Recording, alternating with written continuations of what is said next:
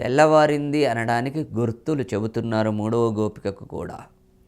తూర్పు దిక్కు తెల్లవారుతుంది, తెల్లవారుతుంది అని తెలియడానికి తూర్పు దిక్కు తెల్లవారుతూ ఉంటుంది. చిన్న బీడు మేయడానికి విడువబడినటువంటి గేదెలు విచ్చలవిడిగా పోవుచున్నాయి. తెల్లవారకు ముందే దగ్గర ఉన్న బీడులోకి ఉన్న పశువులను, గేదెలను వదులుతారు.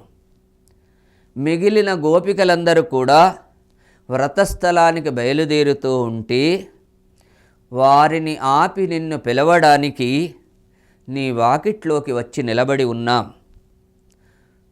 కోదు కులముడయా, కుతూహలం కలదానా, లేచిరా, కృష్ణ భగవానుని గుణాలను కీర్తించి వ్రతాన్ని మొదలు పెడదాం.